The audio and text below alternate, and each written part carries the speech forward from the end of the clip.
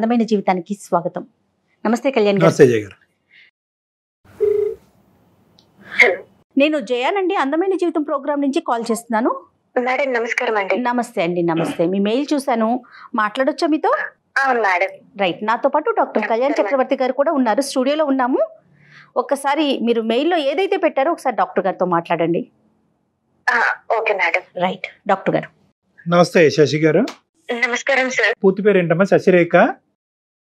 నా పేరు శశిరేఖ అండి, కరెక్ట్. కానీ శశి అని పిలుస్తారండి. చెప్పు తల్లి, ఏంటమ్మా సమస్య? ఎవరిది?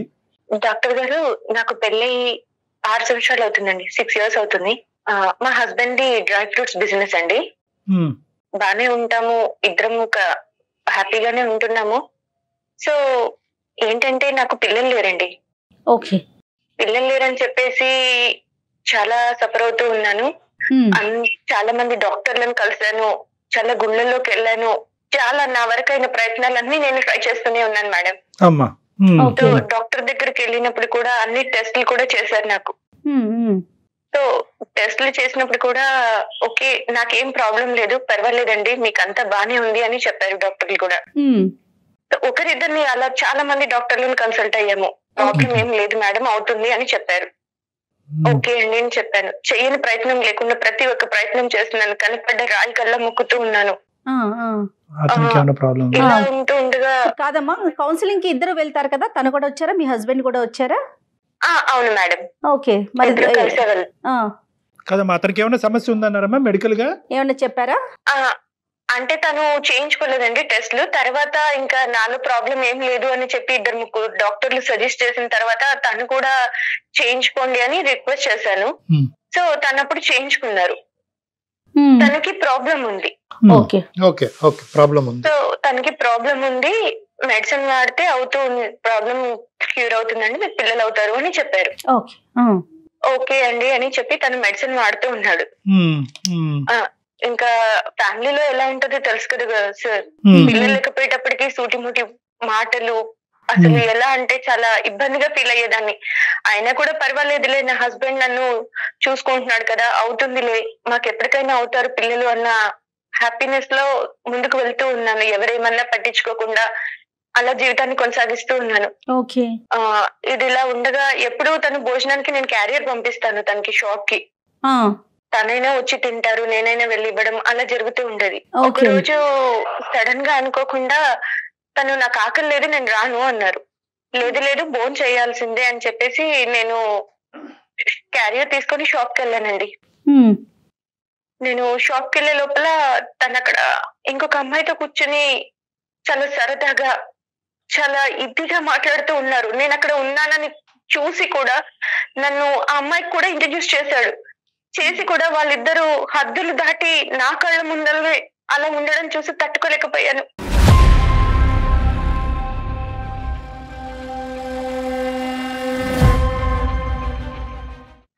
అసలు చెప్పడానికి నాకే ఆశ్చర్యంగా ఉంది సార్. వైఫ్ పక్కన పెట్టుకుని కూడా తను అలా బిహేవ్ చేస్తూ ఉంటే నేనేమీ మాట్లాడలేకపోయాను. అక్కడ ఏమీ మాట్లాడకుండా సైలెంట్ గా ఇంటికి తిరిగి వచ్చేసాను. ఎవరు అని ఏమీ అడగలేదు, ఎందుకు అందరిలో మాట్లాడటం అని సైలెంట్ గా ఇంటికి వచ్చేసి, ఎవరు తను, అసలు ఏంటి, మీ ఇద్దరు అంతా చనువుగా ఉన్నారు, ఎందుకు, అమ్మాయి ఎవరు అని ఇలా అడిగానండి. అడిగితే నీకు చెప్పాల్సిన అవసరం నాకు లేదు, ఫస్ట్ నువ్వు బాబును పాపను కనివ్వు, తర్వాత నువ్వు నా గురించి మాట్లాడు, అప్పటి వరకు నీకు అర్హత లేదు, నీకు అసలు ఏమనుకుంటున్నావు, నీకేముందని మాట్లాడుతున్నా నాతో అని చాలా గట్టిగా అరిచి గొడవ చేసి కొట్టేసి వెళ్ళిపోయాడండి.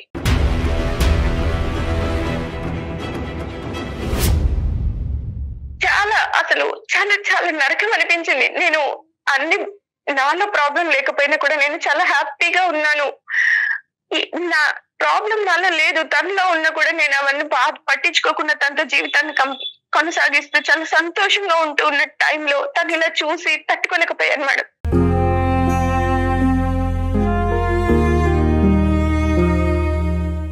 అయితే నేను కాలేజ్ చదివే రోజుల్లో మేడం నన్ను ఒక అబ్బాయి లవ్ చేశాడు, చాలా ఇష్టపడ్డాడు. చాలా ఇదిగా ప్రతి ఒక్కరికి గోడల పైన శశి శశి శశి అభి అంటే ప్రతి ఒక్కరికి నోటెడ్, అలా ప్రతి ఒక్కరు అలా హ్యాపీగా ఉండేవాళ్ళు. అప్పుడు నన్ను లవ్ చేసేవాడు. కానీ తను చాలా అందగాడేం కాదు, అందంగా లేడు, పెద్దగా చదువుకోలేదు. తను తన లైఫ్ ని లీడ్ చేసుకోవడమే కష్టం. తనకి చాలా బాధ్యతలు ఉన్నాయి. ఇంకా నన్ను పోషించే సంపాదన కూడా తను సంపాదిస్తాడో లేదో అని ఆలోచిస్తారు కదా మేడం. నేను ఆ టైంలోనే మా నాన్నగారికి చెప్పుండొచ్చు నేను ఇలా లవ్ చేశాను అని. కానీ ఎవరైనా కన్న తండ్రికి ఉంటుంది కదా మేడం, నా కూతుర్ని నాకంటే గొప్ప వాళ్ళకి మాత్రమేనండి. నేను ఇష్టపడ్డాను. ఓకే, పెళ్లి దాకా వెళ్ళలేదు అంతేనా? Yes madam. Okay okay. నేను పెళ్లి చేసుకుంటే తను మర్చిపోతాడు, హ్యాపీగా ఉంటాడులే అని అనుకున్నానండి. ఓకే. సో ఇలా నేను అన్ని 6 సంవత్సరాల నుంచి ఏది గుర్తుకు చేసుకోలేదు. తను నా అంతలో నేను ఉంటున్నాను, అన్ని మర్చిపోయి నా భర్తే నాకు సర్వస్వం అని బ్రతుకుతున్నాను మేడం. నేను తన కోసమే ఉండాలి అన్నట్టు నేను మా హస్బెండ్ కోసమే అన్ని భరిస్తూ ఉంటూ ఉన్నాను. ఎవరెన్ని మాటలు అన్నా పట్టించుకోకుండా, బంధువులు పిల్లలు లేరు, గొడ్రాలు అని ఇలా చాలా హింసిస్తూ ఉన్నా కూడా నేను ఎప్పుడు పట్టించుకోలేదు. నా భర్తే నన్ను ఇలా చూసేటప్పటికి తట్టుకోలేకపోయాను మేడం. చాలా ఏడుపు వచ్చేసింది, చాలా బాధ అనిపించింది.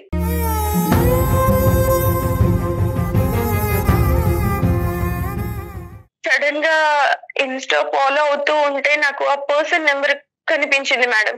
ముందతంది. Yes madam. సో కాల్ చేయాలి అనిపించింది, నా బాధ చెప్పుకోవాలి అనిపించింది. కాల్ చేశాను, నా బాధ అంతా చెప్పాను. సరే కలుద్దాం అని అన్నారు సార్. ఎందుకు కలుద్దాం అన్నాడమ్మా?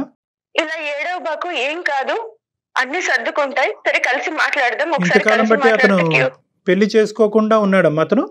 లేదు సార్, తనకి పెళ్లి అయింది. పెళ్లి అయ్యిందా? Okay okay. అతను హ్యాపీగానే ఉన్నాడమ్మా అతను మ్యారేజ్? ఇంకా నేను అవన్నీ ఏం మాట్లాడలేదు సార్. నా బాధని నేను తనకి చెప్తాను అన్నట్టు ఫోన్ చేశాను. చెప్పగానే లేదు లేదు, ఇలా ఫోన్ లో కాదు, నువ్వు ఇలా ఫోన్ లో ఏడిస్తే నేను తట్టుకోలేను, మాట్లాడదాం, కలిసి మాట్లాడదామని ఒక రిసార్ట్ బుక్ చేశాడు సార్. సో అక్కడికి వెళ్ళామండి.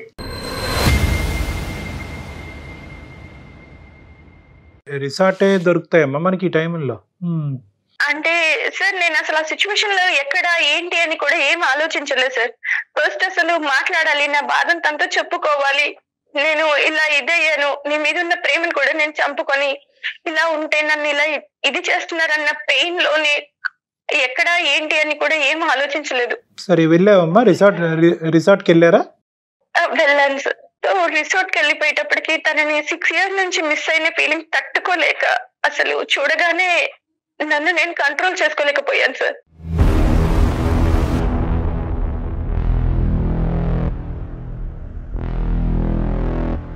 అసలు నా బాధ అతన్ని చూడగానే నాకు ఏడుపు కూడా ఆగలేదు. ఏంటి నేను నిన్ను ఇలా వదిలేసి వెళ్ళిపోయాను అని ఏడుపుతో తన్ని అలా హక్ చేసుకున్నాను సార్.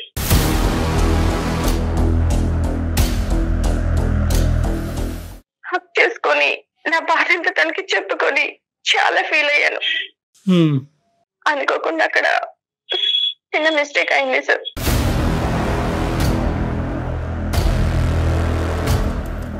అలా కలుసుకుని బాధ చెప్పుకోవటం అంటే కనుక మనసులు కలుసుకుని చెప్పుకోవటమా, లేదంటే భార్యాభర్తల కింద కూడా కలిసారా? ఎస్ సార్, 3 months కి తెలిసింది సార్ నేను కన్సీవ్ అని. అయ్యో రామా. సో కన్సీవ్ అవ్వగానే ఇంట్లో వాళ్ళందరూ ఎప్పటి నుంచో ఎదురు చూస్తున్నారు కదా, చాలా హ్యాపీగా ఫీల్ అయిపోయి అందరికి బంధువులకు చెప్పుకోవడము, చాలా సెలబ్రేషన్ లాగా చేసుకుంటున్నారు, చాలా హ్యాపీగా ఫీల్ అవుతున్నారు. మా హస్బెండ్ కూడా అందరూ చాలా ఒక ఫెస్టివల్ లాగా చేసుకుంటున్నారు సార్.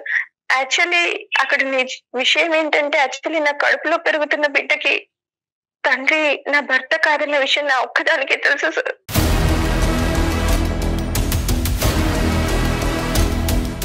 ఎలా చెప్పగలవు అమ్మా, ఎలా చెప్పగలవు ప్రెగ్నెంట్ అయ్యావు అనేది? ఖచ్చితంగా ఆ బిడ్డ నీ బిడ్డ, మీ భర్తతో కలిగినటువంటి బిడ్డ కాదని ఎలా చెప్పగలవు? అంటే నేను అప్పటి నుంచి ఎలా అంటే, నేను మా హస్బెండ్ లేదు సార్, ఇద్దరం దూరంగా ఉన్నాం సార్.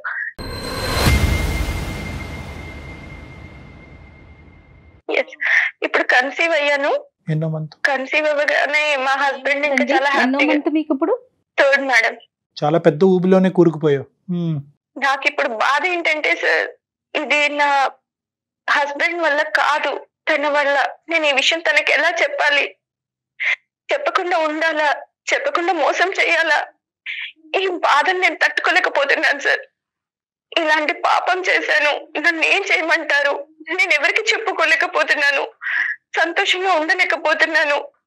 అసలు చనిపోవాలనిపిస్తుంది సార్, చచ్చిపోతే బాగుండేమో అనిపిస్తుంది. కానీ నా చావుకి నా పాప కారణం కాకూడదు కదా.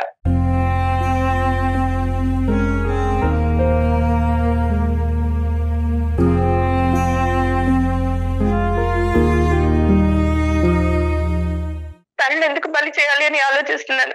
ఇంకొక సెకండ్ అసలు ఏంటి వద్దు, నాకు ఇది నేను తీసేయించుకోవాలి, నాకు ఇది వద్దు, ఇంట్లో వాళ్ళకి చెప్పకుండా మిస్క్యారీ అయిందని చెప్పి తీసేయించుకోవాలా అని ఇలా చాలా చాలా చాలా డౌట్స్ వస్తున్నాయి సార్.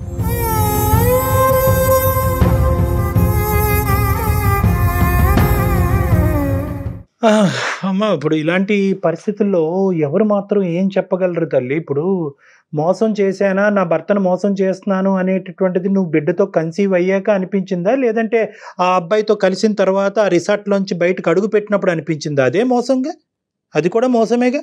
ఇప్పుడు నా భర్తను నేను ఇలా చూశాను, ఇలాగా ఏకలు పక్కపక్కలు అనేటటువంటి అంశాన్ని చూసావు, దానికి మించి నువ్వేమీ చూడలేదు మీ భర్తతో. వాళ్ళు ఫ్రెండ్స్ అయ్యి ఉండొచ్చు, ఇంకోటన్నా అయ్యి ఉండొచ్చు. ఇప్పుడు బిడ్డ పుట్టాడు కాబట్టి పెద్ద తప్పు, బిడ్డతో కన్సీవ్ అవ్వకపోతే చిన్న తప్పు కాదు. At the end of the day it's a breach of trust, నమ్మక ద్రోహం ఇది.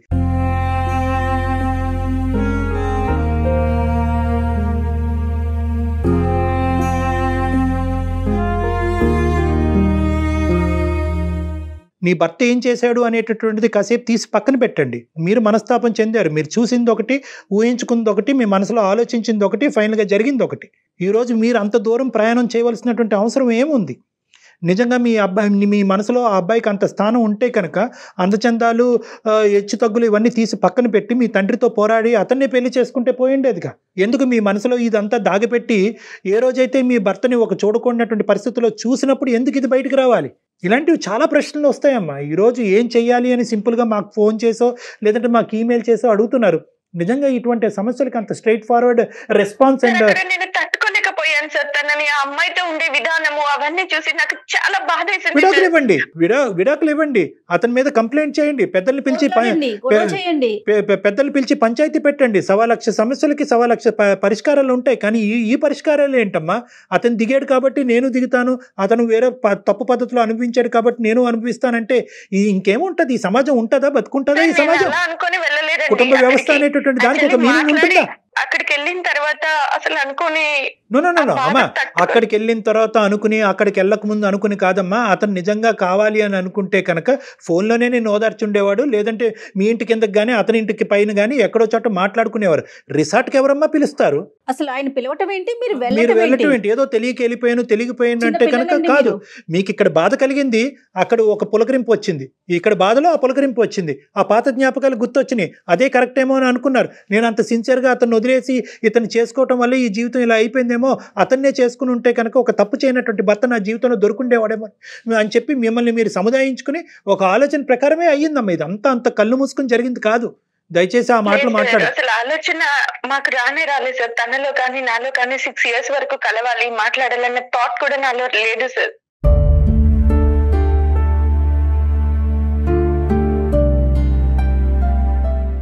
అక్కడ అలా చూసిన తర్వాత సిచ్యువేషన్ కంట్రోల్ అవ్వలేక నేను తనకి ఫోన్ చేసి నా బాధను షేర్ చేసుకోవాలి అనుకున్నాను తప్పించి ఇంకా నేను అంతకు మించి ఇంకేం అనుకోలేదు. అక్కడికి వెళ్ళిన తర్వాత ఓదార్చే టైంలో అలా సినిమా అండి అవ్వదమ్మా, అలా అవ్వదు. సరే, ఇప్పుడు ఏంటంటే నిన్ను నిందించి నిన్ను ఖండించడం అనేది ఇక్కడ సొల్యూషన్ కాదు. ఎందుకంటే ఈ స్టోరీ 199 మంది ఈ విధంగానే అనుకుంటారు, నేను మాట్లాడినట్టే మాట్లాడతారు. అంటే ఏంటంటే నువ్వు అక్కడికి ఎందుకు వెళ్ళావు, రిసార్ట్కి ఎందుకు వెళ్ళావు, బాధ చెప్పుకునే దాని శరీరాలు ఎందుకు ఒకరికొకరు చెప్పుకున్నారు అనేటటువంటి అంశాన్ని ఎవరన్నా మాట్లాడతారు. నెంబర్ 2, ఎవరన్నా ఏమన్నా అంటే కనుక అతను గడ్డి తిన్నాడు కాబట్టి నువ్వు గడ్డి తింటావమ్మా, నీ భర్త గడ్డి తిన్నాడు కాబట్టి నువ్వు గడ్డి తిన్నావమ్మా అని అంటారు.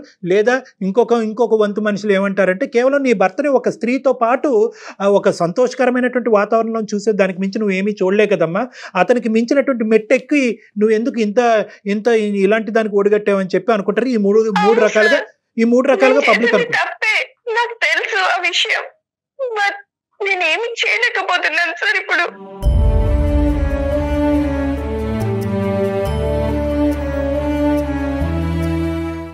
నువ్వేం చేయాలని అనుకుంటున్నావు చెప్పమ్మా ఫస్ట్, తర్వాత ఏం చేస్తే బాగుంటుంది అన్నది మేము చెప్తాం. ఫస్ట్ నువ్వేమనుకుంటున్నావు? నీ కానటువంటి బిడ్డని ఇదే విధంగా దిగమింకుని సీక్రెట్గా పెంచి పెద్ద చేస్తే కనుక అభిమానాలు ఆప్యాయతలు పెరిగిన తర్వాత నమ్మక ద్రోహం చేసిందని అవుతానేమో అనిపిస్తుంది సార్. ఆ నిందని నేను మొయ్యలేను సార్.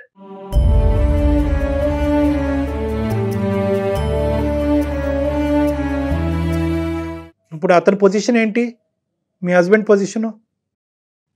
తను చాలా హ్యాపీగా ఫీల్ అవుతున్నాడు సార్. ఇన్ని ఇయర్స్ తర్వాత కన్సీవ్ అయ్యింది నా వైఫ్ అని చాలా సెలబ్రేషన్ గా చాలా హ్యాపీగా ఫీల్ అవుతున్నాడు. పుట్టబోయేటటువంటి బిడ్డని పుట్టక ముందే ఇంత బాగా ప్రేమిస్తున్నాడు అనే ఆలోచన వల్ల ఇప్పుడు నువ్వు చేసిన తప్పు అని నీకు అనిపిస్తుందా? అంటే సార్ నాకు అర్థం కాదు, పిల్లలు పుడితేనే భార్యనా సార్? పుట్టకపోతే భార్యని ఏ రకంగా అయినా ఊహించుకోవచ్చా? పక్కన ఇంకొక అమ్మాయి భార్య నించొని ఉంటే ఇంకొక అమ్మాయి ఆవిడతో ఉంటే భార్యకి ఎంత బాధ అవుతుంది సార్? అమ్మ, బిడ్డల గురించే భార్య అనేటటువంటిది తప్పు, కానీ బిడ్డల గురించే భార్య అనేటటువంటి విధంగా పక్కదో వెళ్ళినటువంటి భర్తను చూసి ఆడది ఇంకో తప్పుతో పట్టి వేరే వ్యక్తికి గర్భం దాల్చడం అనేది తప్పున్నారా? సో ఇక్కడ నేనేమంటున్నానంటే అది తప్పే, ఇది తప్పే.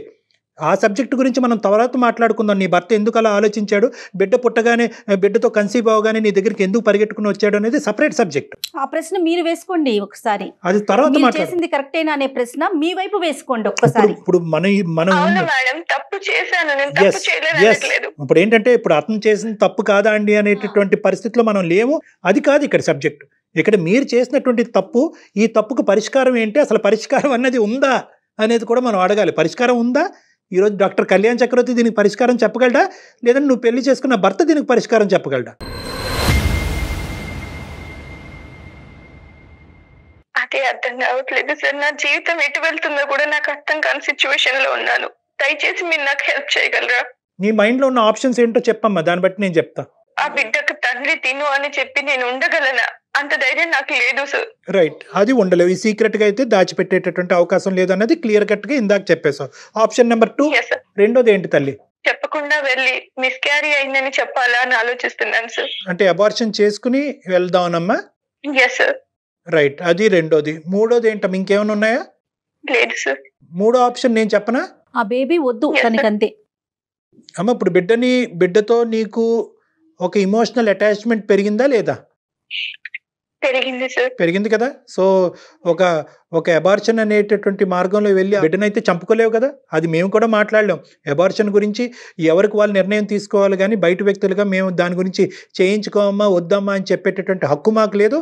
అది చట్టరీత్యా కరెక్ట్ కూడా కాదు. సో ఆ అంశాన్ని తీసి పక్కన పెడదాం. నేను మూడో ఆప్షన్ నేను ఒకటి చెప్తా.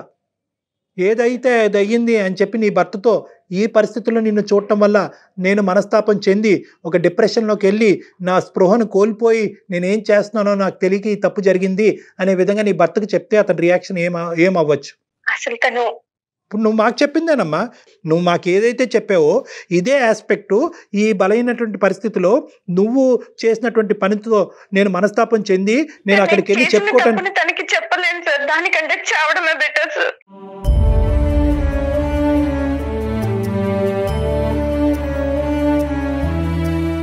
నేను తనకి చెప్పి తనని బాధ పెట్టి ఇలా అవ్వడం కంటే నేను సూసైడ్ చేసుకోవడమే కరెక్ట్ సార్.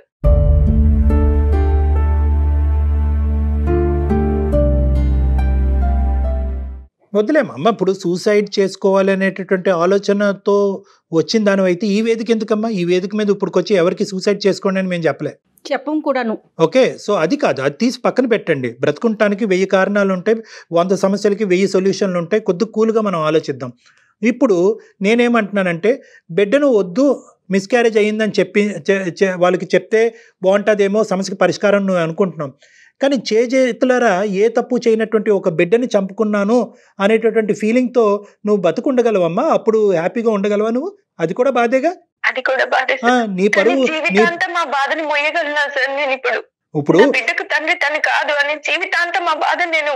అది కరెక్టే. కానీ నేను ఏంటంటే నువ్వు చెప్పినటువంటి ఆప్షన్ బి నేను అంటున్నానమ్మా. ఒకప్పుడు మిస్క్యారేజ్ అయ్యింది అనేటటువంటి విధంగా వాళ్ళు చెప్పటం వల్ల నీకు 2 సమస్యలు అప్పటికీ లైవ్లో ఉంటాయి. 2 నీ బుర్ర తినేటటువంటిది నేను డిప్రెషన్లోకి తీసుకెళ్లే 2 సమస్యలు అప్పటికీ ఉంటాయి. బిడ్డను నేను చేతులారా చంపుకున్నాను. ఒక మనిషితో కలవలసినటువంటి అవసరం ఏంటి? పాపం పుణ్యం ఎరగినటువంటి బిడ్డని భూమి మీదకి తీసుకురాకుండా లోపలే చంపుకోవాల్సినటువంటి దుర్భర స్థితికి నేను ఎందుకు దిగజారిపోయాను, నేను ఎందుకు ఒక హంతకురాల్లా మారాను అనే ఫీలింగ్ కూడా నీకు రావచ్చు. నెంబర్ 1.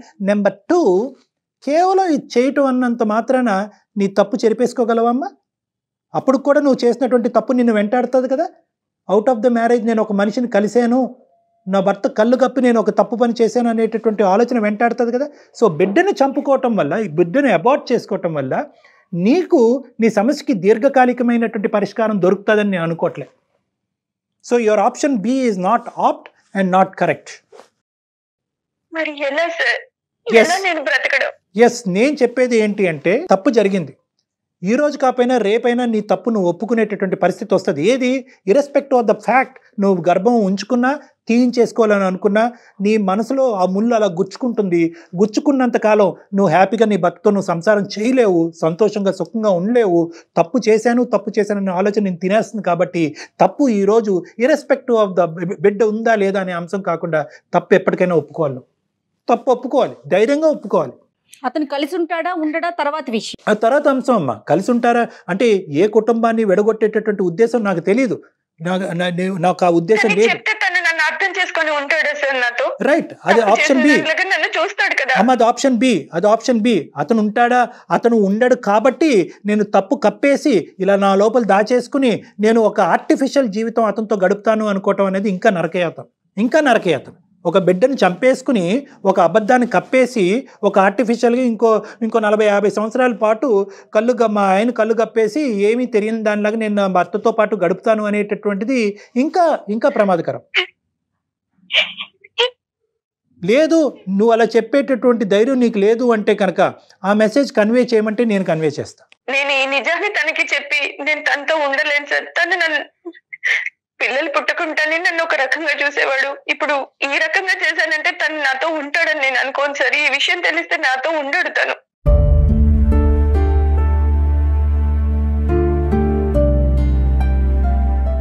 చూడమ్మా, అన్ని తప్పులకి ఒక పాజిటివ్ చాలా కంఫర్టబుల్ సొల్యూషన్ వస్తుంది అని అనుకోవద్దమ్మా.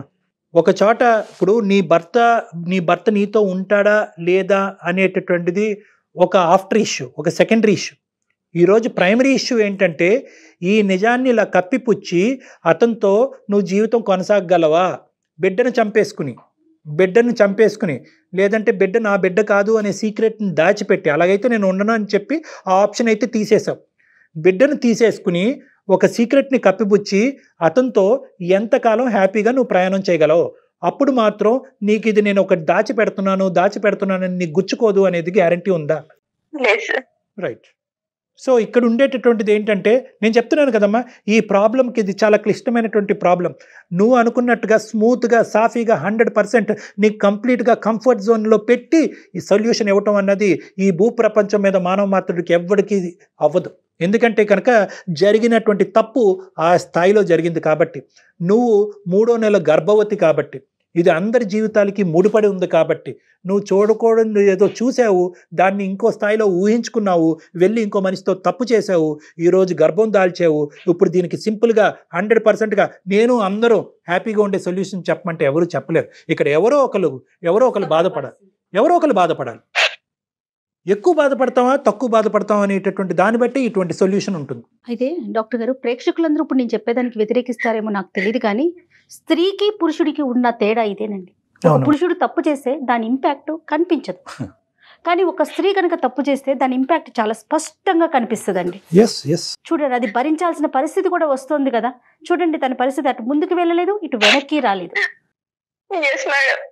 ఒక స్త్రీగా నన్ను బాగా అర్థం చేసుకున్నారు. అమ్మ, ఒకటే నేను చెప్తాను తల్లి, ఇక్కడ ఏంటంటే ఇది బహుశా మేము చెప్పేటటువంటి సొల్యూషన్ నీకు చాలా పార్షల్గా ఇన్కంప్లీట్గా అనిపించవచ్చు. నేను ఇందాక చెప్పాను కదా, దీనికి కంప్లీట్గా అందరూ నవ్వుకుని సంతోషంగా ఉండే సొల్యూషన్ దీనికి లేదు. కాబట్టి నేను ఎంచుకున్నటువంటి సొల్యూషన్ ఇది. తర్వాత నీ ఇష్టం. ఎందుకంటే నేనేమంటానంటే, ఏమో నేను తప్పుగా ప్రవర్తించాను అనే రియలైజేషన్ నీ భర్తకు రావచ్చేమో.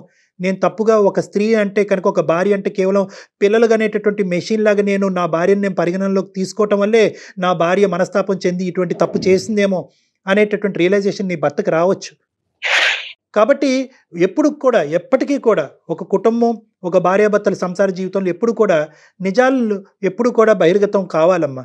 అబద్ధాలతో జీవితం నడిపించలేం మనం. కాబట్టి నా ఉద్దేశం, ఇప్పటికీ కూడా నీకు ఎంత కఠినంగా అనిపించినా కూడా నువ్వు నిజం చెప్పాలి అనేదే నా ఆలోచన. ఒకప్పుడు చెప్పలేను అని అనిపిస్తే కనుక మీడియేషన్ కావాలి, ప్రొఫెషనల్ మీడియేషన్ కావాలి, చెప్పేటటువంటి విధంగా అతను అర్థమయ్యేటటువంటి విధంగా అతనికి చెప్పాలి అని నీకు అనిపిస్తే కనుక నీ పరిస్థితులను నువ్వు నాకు పుస్తకం విప్పినట్టుగా మొత్తం అంతా వివరించావు కాబట్టి నాకు అర్థమయ్యేటటువంటి విధంగా ప్రొఫెషనల్గా అతను నీకు చెప్పేటటువంటి ప్రయత్నం చేయమంటే నేను దానికి కూడా రెడీ. అయితే అంతా కూడా పాజిటివ్ వేలోనే వెళ్తుందని మాత్రం అది ఎక్స్పెక్ట్ చెప్పలేము, చేయకండి. అది అసలు చెప్పలేము. 100% ఎక్స్పెక్ట్ చేయొద్దు. మీరు ఏమొచ్చినా దానికి రెడీగా ఫేస్ చేయడానికి రెడీగా ఉండి అప్పుడు డాక్టర్ గారు అప్పుడు మాట్లాడతారు. అతను తీసుకునే నిర్ణయం బట్టి అసలు ఈ ఈ ఈ ఈ బిడ్డను ఉంచాలా ఉంచకూడదా అనేది కంప్లీట్గా భార్యాభర్తలుగా అది మీ ఇద్దరు డెసిషన్ అమ్మా. ఎందుకంటే తండ్రి అతను, ఎందుకంటే ఇప్పుడు అది ఇంకా చాలా కాంప్లికేటెడ్ ఇష్యూ అవుతుంది. అతనికి పెళ్ళయింది, అతనికి పెళ్ళయింది, పిల్లలు ఫాదర్ అతను. ఆ, సో ఒకప్పుడు అబార్ట్ చేసుకోవాలి అంటే కనుక నీ కన్సెంట్ ఏంటి, అతని కన్సెంట్ ఏంటి, ఇవన్నీ కూడా పరిగణలోకి వస్తాయి. సో దానికి కంప్లీట్గా మీరు మెడికల్ అండ్ లీగల్ అడ్వైస్ సపరేట్గా తీసుకోవాలి. కానీ దానికి ముందు నీ భర్తకి ఏ విధంగా ఇది చెప్తారు అనేది ప్రధానమైన అంశం. మీరు చెప్పలేనటువంటి పక్షంలో నా హెల్ప్ తీసుకుంటానంటే దానికి కూడా నేను రెడీ. రైట్ అమ్మా. ఒకసారి నేను మీకు పర్సనల్ నెంబర్ షేర్ చేస్తాను, డాక్టర్ గారితో ఒకసారి పర్సనల్గా మాట్లాడండి. ఎందుకంటే ఈ వేదిక మీద చెప్పలేని విషయాలు, మీరు చెప్పలేనివి, అలానే డాక్టర్ గారు సూచించలేని విషయాలు చాలా ఉన్నాయి. పర్సనల్గా మాట్లాడితే చాలా బెటర్ అండి. Okay madam. Right, all the best. ధైర్యంగా ఉండండి. ధైర్యంగా ఉండండి అమ్మా. చనిపోవాలనే ఆలోచన మాత్రం దయచేసి రానివ్వను. Okay madam. ఓకే అమ్మా. ఇంతకు మించి పరిష్కారం కనిపించట్లేదు డాక్టర్ గారు. ఎందుకంటే పర్సనల్గా మీతో వచ్చి మాట్లాడటం తప్ప తను పూర్తిగా చెప్పలేకపోతుంది. వేదికగా మనము చెప్పలేకపోతున్నారు. మీరు కూడా సరేనా అంటే ఇంకొంచెం డెప్త్గా చెప్పాలన్నా కూడా చెప్పలేని సెన్సిటివ్ విషయాలు కదా. చాలా సెన్సిటివ్ ఇష్యూ అమ్మా. దీనివల్ల ఎవరో ఒకరు బాధపడతారు. ఖచ్చితంగా ఈ అమ్మాయి తప్పు చేసినందుకు ఈ అమ్మాయి కొద్దిగా ఎక్కువ బాధపడాలి, అది తప్పదు. ఎస్, ఆ బాధలో రకరకాలు ఉండొచ్చు. ఏ భర్త వింటే కనుక బహుశా నాన్ యాక్సెప్టెన్స్, నీ దారి నీది, నా దారి నాది, విడాకులు. సో బహుశా ఈ అమ్మాయిని మనం మెంటల్ గా ప్రిపేర్ చేయాలి. అంతేనండి. అల్టిమేట్ తన అవుట్కమ్, కాళ్ళ మీద తను నిలబడే ధైర్యాన్ని మాత్రం ఇవ్వాల్సిన అవసరం తన వచ్చింది. కాళ్ళ మీద తను ప్లస్ బిడ్డ భర్త లేకుండా బిడ్డను చూసుకునేటటువంటి పరిస్థితిని కూడా ఆ అమ్మాయి అంగీకరించేటటువంటి Face పొజిషన్ కి చేయాల్సిందే. మనం తీసుకెళ్ళాలి. Thank you so much. చూద్దాం మేడం, కలవని అండి, చూద్దాం మనం. షూర్ షూర్, డెఫినెట్గా అండి. నమస్తే.